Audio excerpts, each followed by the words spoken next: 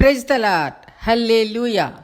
మనం ఇంతవరకు ఆ పరమ ప్రభువు తన రక్షణ సువార్త కొరకు ఈ భూమిపై ఏర్పరచుకున్న వారిలో నుండి దైవ సేవకుడైన భక్త్ సింగ్ గారి గురించి సంభాషించుకుంటూ ఉన్నాము.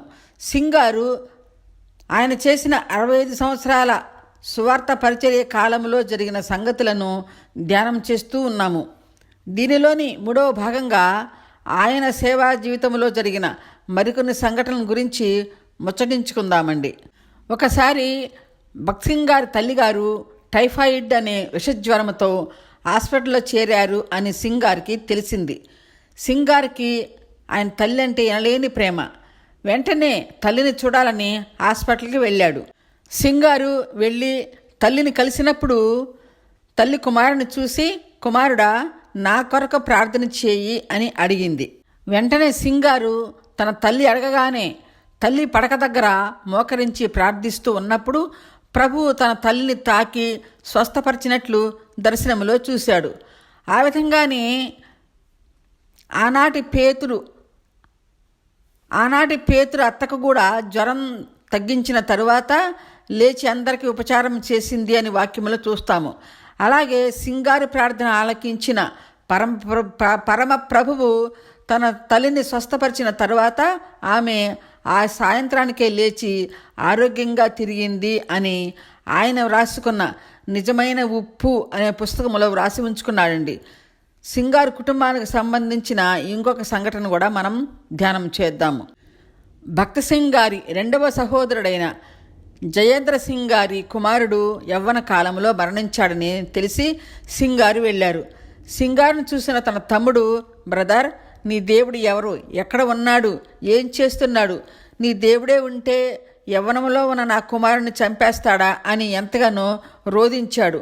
అప్పుడు సింగ్ గారు వెంటనే మోకరించి, ప్రభువా, జీవమరణములు నీ వశములో ఉన్నవి, నా సహోదరుడు తన కుమారుని మరణము నిమిత్తము కలిగిన బాధ నుండి ఓదార్పు దయచేయి ప్రభువా అని ప్రార్థించాడు. అప్పటికి సింగ్ గారి సహోదరుడు తన కుమారుడు మరణించిన తరువాత 4-5 రోజుల నుంచి స్నానము పానము లేకుండా పిచ్చివాడిలాగా అయ్యాడు. సింగ్ గారు ఎప్పుడైతే ప్రార్థించిన తరువాత తన సహోదరుని ఆత్మకు నెమ్మది ఓదార్పు కలిగినందున వెంటనే స్నానము ఆచరించి దుస్తులు మార్చుకొని భోజనం చేశాడు అని తన నిజమైన ఉప్పు అనే పుస్తకములో భక్త్ సింగ్ గారు స్వయంగా వ్రాసుకొని ఉంచాడు. భక్త్ సింగ్ గారు దేవుని చిత్త ప్రకారం 1940 సంవత్సరంలో మద్రాసులో యెహోవా షమ్మా అనే మినిస్ట్రీని స్థాపించిన తరువాత సువార్త సేవా కార్యక్రమాలు కొనసాగించాడు. అంటే ప్రార్థనా కూటములు ఏర్పాటు చేసేవాడు. ఆ విధంగా ఒకసారి 5-6 రోజుల పాటు పెట్టేవాడు. ఆ మీటింగ్స్లో అనేక మంది హాజరయ్యేవారు. అలాగా 1970 సంవత్సరంలో ఒకసారి మీటింగ్ జరుగుతున్నప్పుడు 4,000 మంది హాజరయ్యారు. మీటింగ్ అయిన తరువాత అందరికీ భోజనాలు పెట్టి పంపించేవాడు. ఆయన మినిస్ట్రీలో ఎంతోమంది దైవ సేవకులు, పరిచారకులు, వంట చేసేవారు, ఇలాగా ఎంతోమంది ఉండేవారు. భక్త్ సింగ్ గారు చెప్పే దేవుని మాటలకు ప్రతి ఒక్కరూ కూడా అయస్కాంతములాగా ఆకర్షితులు అయ్యేవారు. ఆ విధంగా యవనస్తులైన మగవారు, ఆడవారు కూడా పెళ్లిళ్ళు చేసుకోకుండా మినిస్ట్రీలోనే అన్ని పనులు చేస్తూ ఉండేవారు. వారందరి అవసరాల కోసం టెంట్స్ వేసి ఏమీ తక్కువ లేకుండా అన్ని సౌకర్యాలు వారికి కలిగించేవారు. ఆ మినిస్ట్రీలో ఉన్న వారంతా ఎంతో క్రమశిక్షణతో పాటు ప్రార్థనా జీవితంతో గడుపుతూ ఉండేవారు.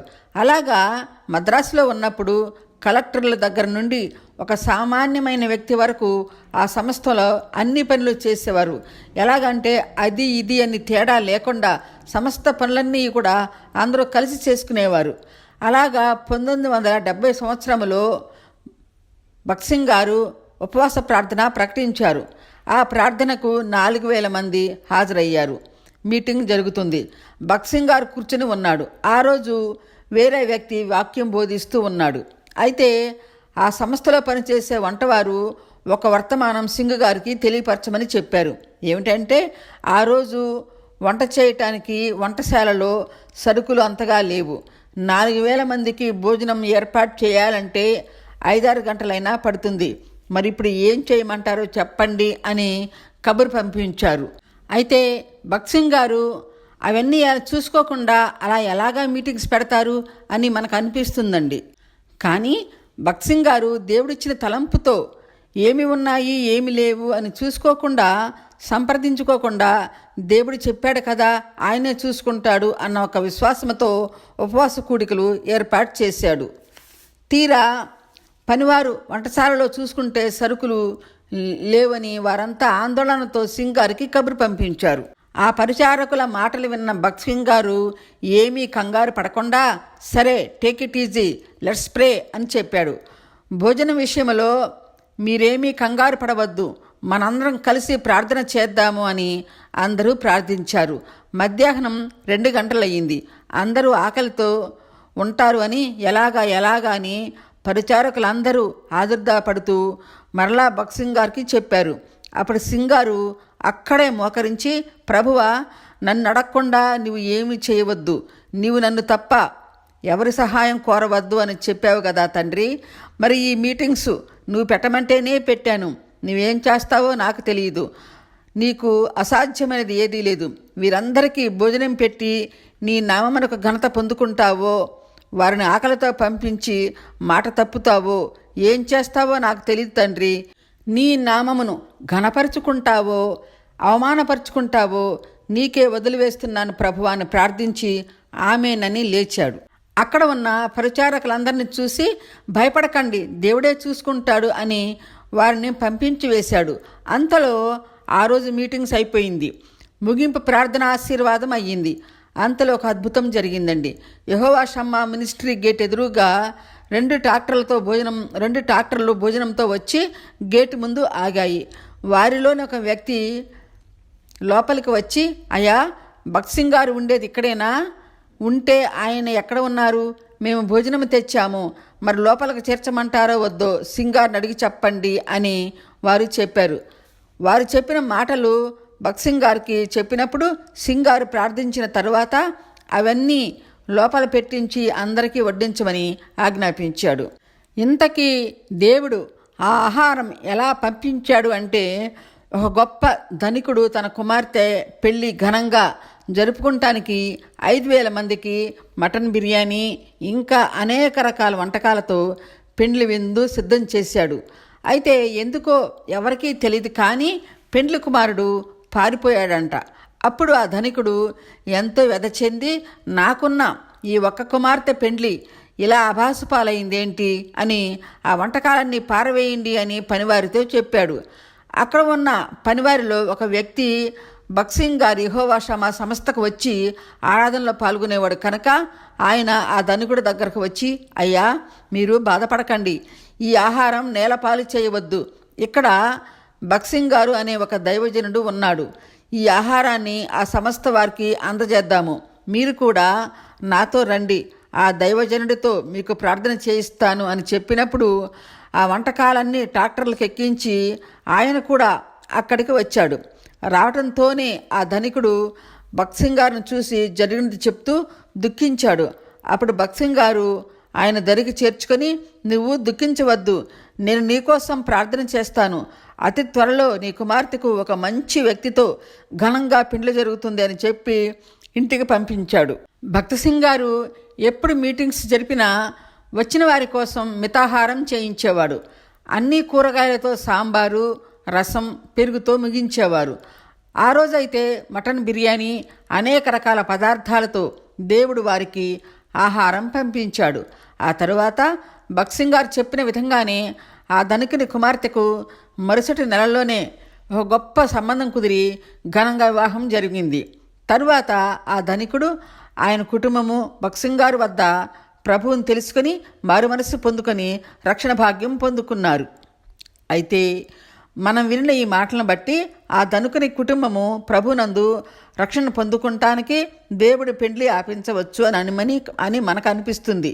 మరలా దేవుడు తన బిడ్డల ప్రార్థన ఆలకించి సహాయం చేయకుండా ఉండడు అని ఏదో ఒక రీతిగా ఒక మార్గం సరళం చేస్తాడని మనం ఈ మాటలను బట్టి తెలుసుకుంటాము. ఎవరే కానీ విశ్వాసంతో ప్రార్థిస్తే దేవుడు ఆలకించకుండా ఉండడండి. వారి అవసరాలన్నీ తీర్చడానికి తగిన సమయంలో ఒక మార్గమును సరళం చేస్తాడు అని వినే మనమంతా కూడా భక్సింగార్ లాగా విశ్వాసము కలిగి ఉండాలి. నిజముగా మొరపెట్టిన దేవుడాలకించకుండునా, సహనముతో కనిపెట్టిన సమాధానమియ్యకుండునా, జీవము గల దేవుడు మౌనముగా ఉండునా, జీవము గల దేవుడు మౌనముగా ఉండునా, తన పిల్లలకాయన మేలు చేయకుండునా, తన పిల్లలకాయన మేలు చేయకుండునా, నిజముగా మొరపెట్టిన దేవుడాలకించకుండునా, సహనముతో కనిపెట్టిన సమాధానమియ్యకుండునా, పరలోక తండ్రినడిగిన మంచి ఈవులియ్యకుండునా, పరలోక తండ్రినడిగిన మంచి ఈవులియ్యకుండునా, కరములెత్తి ప్రార్థించిన దీవెనలు కురియకుండునా, కరములెత్తి ప్రార్థించిన దీవెనలు కురియకుండునా, నిజముగా మొరపెట్టిన దేవుడాలకించకుండునా, సృష్టికర్త అయిన ప్రభువుకు మన అక్కర తెలియకుండునా, సృష్టికర్త అయిన ప్రభునకు మన అక్కర తెలియకుండునా, సరి అయిన సమయానికి దయచేయక ఊరకుండునా, సరి అయిన సమయానికి దయచేయక ఊరకుండునా, నిజముగా మొరపెట్టిన దేవుడాలకించకుండునా, సహనముతో కనిపెట్టిన సమాధానమియ్యకుండునా, జీవము గల దేవుడు మౌనముగా ఉండునా, జీవము గల దేవుడు మౌనముగా ఉండునా, తన పిల్లలకాయన మేలు చేయకుండునా, తన పిల్లలకాయన మేలు చేయకుండునా, నిజముగా మొరపెట్టిన దేవుడాలకించకుండునా, సహనముతో కనిపెట్టిన సమాధానమియ్యకుండునా. హల్లెలూయా. భక్సింగార్కి దేవుని యందు గల విశ్వాసము ఎంత బలమైనదో జరిగిన సంఘటనల ద్వారా మనం తెలుసుకుంటున్నాము. ఈ దైవ సేవకుని మాటలు మీరు కూడా స్వయంగా వినాలంటే కడప నుండి మోజెస్ గారు, ఎన్ జయరాజ్ గారు, కర్ణాటక నుండి గంగాధర్ గారు చెప్పే ఉపదేశములన్నీ యూట్యూబ్లో మనకు అందుబాటులో ఉన్నాయండి. భక్సింగార్కి దేవుని యందు ఉన్న అపారమైన విశ్వాసాన్ని బట్టి మరి ఒక సంఘటన గురించి కూడా మనం తెలుసుకుందామండి. దేవుడు చెప్పిన విధంగా మద్రాసులో యెహోవా షమ్మా అనే మినిస్ట్రీలో సింగారు ఎక్కువగా సువార్త సభలు పెట్టేవారు. ఆ సభలకు కనీసం రోజుకి 4-5 వేల మంది హాజరు అయ్యేవారు. వచ్చిన వారికి అన్ని ఏర్పాట్లు చేసేవారు. ఆ విధంగానే 5 రోజుల సభలు ఏర్పాటు చేద్దామని భక్సింగారు డేట్స్ కూడా తెలియపరిచారు. అప్పుడు మందిరంలో ఉండే పరిచారకులు, అయ్యగారు కొంతకాలం ఈ సభలను వాయిదా వేద్దాము అని చెప్పారు. ఆయన వెంటనే ఎందుకు వాయిదా వేయాలి అని అడిగారు. అప్పుడు ఆ సంఘ పెద్దలు, పరిచారకులు ఆయనతో మాట్లాడుతూ, అయ్యగారు 5 రోజుల మీటింగ్స్ అంటే మనకు కనీసం రోజుకు 5 బస్తాల బియ్యం పడతాయి. మరి మన వంటశాలలో 3 బస్తాలు మాత్రమే ఉన్నాయి. అవి ఒక్క రోజుకు కూడా సరిపోవు. ఒకవేళ బియ్యం కొందామంటే మద్రాసులో బియ్యం కొరత ఏర్పడి ఎక్కడా దొరకటం లేదు. బియ్యం సరఫరాకు అవరోధం కలగటం వలన ఎక్కడా బియ్యం దొరకటం లేదు. ఇంటికి ఇన్ని కేజీలను మాత్రమే ఇస్తున్నారు. రికమెండేషన్ మీద కూడా బియ్యం దొరకటం లేదు. కనుక ఈ మీటింగ్స్ కొన్నాళ్ళు వాయిదా వేద్దాము అని ఆ సంస్థలోని పెద్దలు, పరిచారకులు వినయంగా భక్సింగారికి చెప్పారు. అప్పుడు భక్సింగారు, నో, నేను డేట్స్తో సహా ప్రకటించాను కనుక ఈ మీటింగ్స్ ఆపు చేసే ప్రసక్తే లేదు, దేవుడే చూసుకుంటాడు అని ప్రసన్నవదనంతో వారితో మాట్లాడి ముగించారు. ఇంకా తప్పదు కనుక మీటింగ్స్ మొదలుపెట్టారు. మీటింగ్స్ మొదలు కాబోయే ముందు సింగారు, మనమంతా కలిసి ప్రార్థన చేద్దాము, దేవుడే చూసుకుంటాడు, ఆయనే కదా పెట్టమంది అని అన్నాడు. అక్కడ పరిచారకులలో కొంతమంది భక్సింగ్ గారిపై సణిగారు, గొణిగారు. ఎందుకంటే దేవుడంటే ప్రేమ, నమ్మకము ఉండవచ్చు, కానీ మరి ఇంతనా, రోజు 5 బస్తాలు కావాలి, ఉన్నవి 3 బస్తాలు, ఏ విధంగా ఈ 5 రోజుల మీటింగ్స్ జరుపుతాము అని కొంతమంది అనుకున్నారు. అప్పుడు భక్సింగ్ గారు మోకరించి ఈ విధంగా ప్రార్థించాడు. ప్రభువా, ఈ మీటింగ్స్ పెట్టమని నాకు ఆలోచన కలిగించిన వాడు నీవే కదా తండ్రి. నీవు సర్వోన్నతుడవు. ఆకాశము నుండి మన్నాను కురిపించి సీనాయి అరణ్యములో 40 సంవత్సరాలు ఇశ్రాయేలు వారి ఆకలి తీర్చిన గొప్ప దేవుడవు. సర్వోన్నతుడా, సర్వశక్తిమంతుడా, ఈ 5 రోజులు మీటింగ్స్ని గురించి నేను మీకే అప్పగిస్తున్నాను. దేవా, ఏం చేస్తావో నాకు తెలీదు. వచ్చిన వారికి ఆహారం ఇస్తావో, అవమానపరిచి పంపిస్తావో నీ ఇష్టం తండ్రి.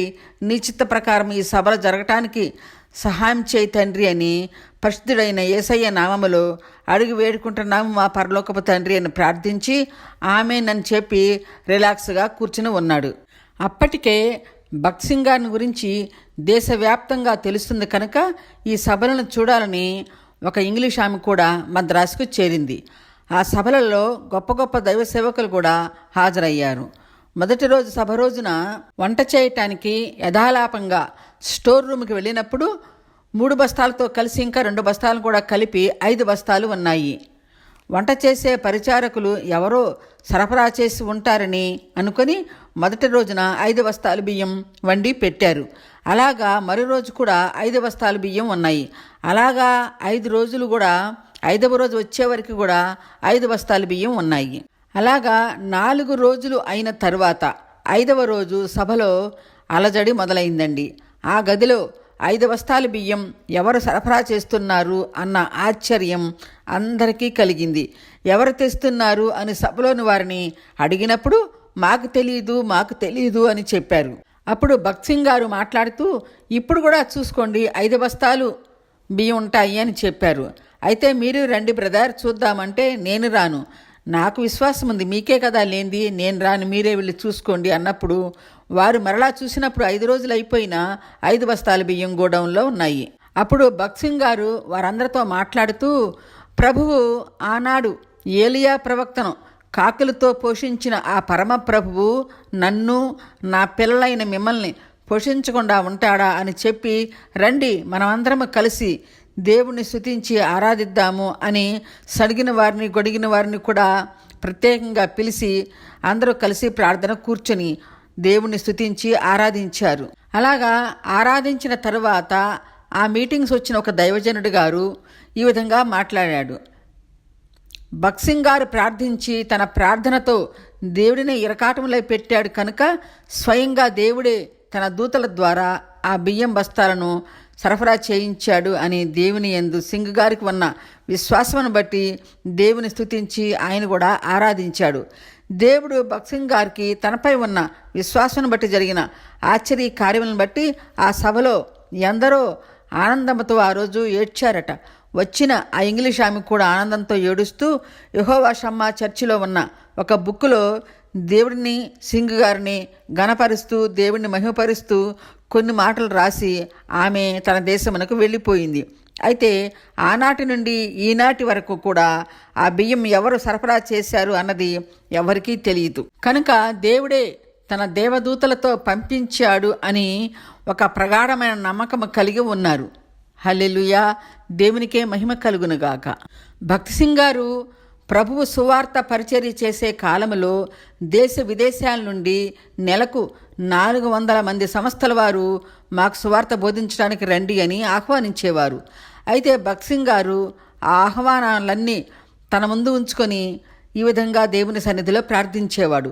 ప్రభువా, దేవా, ఈ 400 సంఘాల వారు నీ సువార్త బోధించడానికి పిలిచారు.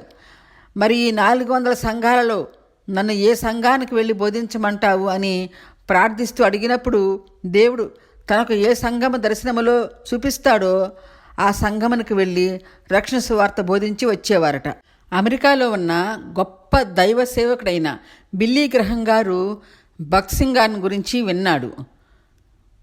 బిల్లీ గ్రహం గారు, భక్సింగ్ గారు మీటింగ్ సందర్భంగా అమెరికాలో కలిశారు.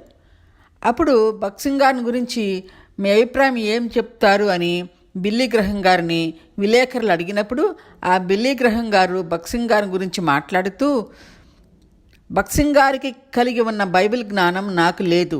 ఆయన చాలా విశ్వాసము కలిగిన గొప్ప దైవ సేవకుడు. ఆయనకు ఉన్న దేవుని పరిజ్ఞానం నాకు లేదు అని బిల్లీ గ్రహం గారు బక్సింగ్ గారిని ఎంతగానో అభినందించాడట. అమెరికాలో ఉన్న గొప్ప దైవజనుడైన బిల్లీ గ్రహం గారు వాక్యం బోధిస్తుంటే కొన్ని లక్షల మంది వచ్చేవారు ఆయన మీటింగులకి. అది అమెరికా అధికారులు చూసి బిల్లీ గ్రహం దగ్గరకు వెళ్ళి, మిస్టర్ బిల్లీ గ్రహం, నీవు అమెరికా అధ్యక్షుడిగా నీవు పోటీ చేస్తే ఈజీగా విజయం సాధిస్తావు, నీవు పోటీ చేయి అని అడిగారు. అప్పుడు బిల్లీ గ్రహం గారు వారితో మాట్లాడుతూ, పరమప్రభువు చేసే ఈ గొప్ప పరిచర్యను వదిలి అధ్యక్ష పదవికి నేను పోటీ చేయను. నాకు ఈ లోక పదవి కన్నా పరలోక ప్రభు సేవే నాకు ముఖ్యమని ఆ యొక్క అధ్యక్ష పదవి పోటీని తిరస్కరించారట. అంత గొప్ప దైవ సేవకుడు ఈ బిల్లీ గ్రహం గారు. అలాంటి గొప్ప దైవ సేవకుడైన బిల్లీ గ్రహం గారు బక్సింగ్ గారి గురించి మాట్లాడుతూ, ఆయనకు కలిగి ఉన్న బైబిల్ పరిజ్ఞానం నాకు లేదు, ఆయన చాలా గొప్ప దైవ సేవకుడు అని బిల్లీ గ్రహం గారు బక్సింగ్ గారిని అభినందించాడు. వారిద్దరు అమెరికాలో కలుసుకున్న తర్వాత ఆయన ఈ విధంగా చెప్పి ఉన్నారు. అయితే ఈనాటి మానవ సమాజం క్రైస్తవులందరూ దేవుని మాటలు చెప్తూ బతుకుతుంటారు అని అవహేళన చేస్తారు. మనం మాట్లాడుకున్న ఈ బిల్లీ గ్రహం గారు ప్రభు పరిచర్య కొరకు అమెరికా దేశపు అధ్యక్ష పదవిని తిరస్కరించారు. అలాగే బక్సింగ్ గారు ఎంతో ధనవంతుడైన వారి కుటుంబాన్ని వదిలి నాకు దేవుని పరిచర్యే ముఖ్యమని భావించి బ్రతికినంతకాలం పరిచర్య చేస్తూనే మరణించాడు. బక్సింగ్ గారు జీవించిన కాలములో దేవుని పరిచర్య నిమిత్తము ఎన్నో కోట్ల రూపాయలు హెబ్రోన్ సంస్థకు వచ్చేవి. అవన్నీ కూడా సంఘ పెద్దలు, పరిచారకులే చూసుకునేవారు. ఆయన ఎప్పుడు పట్టించుకోలేదు. సింగార్కి బ్యాంక్ అకౌంట్ అన్నా కూడా తెలియని రోజులు. దేవుడు ఆయనకు చెప్పిన విధంగా ఒక్క బైబిల్ తప్ప ఆయన దగ్గర ₹1 కూడా జేబులో పెట్టుకునేవాడు కాదు. సింగ్ గారు వచ్చిన డబ్బంతా హెబ్రోన్ సంస్థలో పనిచేసే 2500 మందికి వారి సౌకర్యాలకే ఉపయోగించేవారు. ఒకసారి రాత్రివేళ బక్సింగ్ గారు నిద్రిస్తున్న సమయంలో ప్రభువు సింగార్కి స్వప్నమని దర్శించి సింగారితో ఈ విధంగా మాట్లాడాడంట. నేను చెప్పిన చోటుకు వెళ్ళి వాక్యం ప్రకటించమని చెప్పాడు. అప్పుడు సింగారు నిద్రలేచి వెంటనే మోకరించి, ప్రభువా ఇప్పుడు వెళ్ళమంటావా అని అడిగాడు. సింగారు జేబులో ఏమాత్రం డబ్బులు లేనందున ఇప్పుడే వెళ్ళమంటావా అని అన్నప్పుడు, నువ్వు వెంటనే అక్కడికి ట్రైన్లో వెళ్ళు అని చెప్పినప్పుడు సింగారు దేవుని చిత్తము చొప్పున ఒక సంచిలో ఒక జత బట్టలు పెట్టుకొని ప్రార్థించి రైల్వే స్టేషన్కి వెళ్ళాడు. ఆయన ఎక్కడికి వెళ్ళినా ఆయనతో ఉన్నవారు కూడా ఒక బృందంగా బయలుదేరేవారు. అలాగా అందరూ స్టేషన్కి చేరుకున్నారు. ట్రైను రెడీగా ఉంది. టికెట్ కొనటానికి డబ్బులు లేవు. అయితే సింగారు మాత్రం నిబ్బరంగా ప్రార్థించుకుంటూ ఉన్నారు. అంతే నిబ్బరముతో ఏ తొట్టుపాటు లేకుండా టికెట్ కౌంటర్కు వెళ్ళి లైన్లో నిలబడి ఉన్నాడు. ఆయన ముందర 3 మనుషులు లైన్లో ఉన్నారు. ఆ 3లో 2 టికెట్ తీసుకుని వెళ్ళిపోయారు. ఇంకా సింగారు ముందు ఒక వ్యక్తి ఉన్నాడు. టికెట్ తీసుకుంటానికి సింగారు దగ్గర డబ్బులు లేకపోయినా నిబ్బరంగా అదే లైన్లోనే నించుని ఉన్నాడు. సింగార్కి దేవుని యందు అంతటి విశ్వాసం కనుక ఏం భయము తొందర లేకుండా నిలబడి ఉన్నాడు. తర్వాత ఆయనే టికెట్ తీసుకోవాలి. ఆయన అనుసరించిన వారంతా ముందు వారంతా టికెట్ తీసుకునే వారంతా వెళ్ళిపోయారు. అయితే ఈయన అనుసరించిన వారంతా టెన్షన్లో ఉన్నారు. అంతలో ఒక వ్యక్తి పరిగెత్తుకుంటూ వచ్చి, అయ్యగారు మీకోసం ఇంతవరకు వెతికాను, మీరు ఇక్కడే ఉంటారని పరిగెత్తుకుని వచ్చాను అయ్యగారు, ఈ డబ్బులు మీ సేవ కొరకు వాడండి అని ఒక నోట్ల కట్ట ఆయన చేతిలో పెట్టి పరిగెట్టి వెళ్ళిపోయాడు. వెంటనే సింగారు హృదయంలో దేవునికి థ్యాంక్స్ చెప్పి టికెట్లు కొని ఆ డబ్బు ఎంత ఉందో కూడా చూసుకోకుండా ట్రైన్ ఎక్కి వెళ్ళిపోయారు. బక్సింగ్ గారు దేవుని చిత్తము చొప్పున నడుస్తూనే ఆయన యందు అపారమైన విశ్వాసంతో ఉండేవాడు. హైదరాబాదులోని హెబ్రోన్ సంస్థలో బక్సింగ్ గారు పరిచర్య చేసేటప్పుడు జరిగిన ఒక సంఘటన సింగారు ద ట్రూ సాల్ట్ బుక్ అనే పుస్తకంలో రాసుకుని ఉంచుకున్నారండి. అదేమిటంటే, ఒకరోజు ఒక ముస్లిం సహోదరుడు బక్సింగ్ గారిని కలవటానికి హెబ్రోన్కు వచ్చి, అయ్యగారు, నాకు ఇంతవరకు సంతానం కలుగలేదు.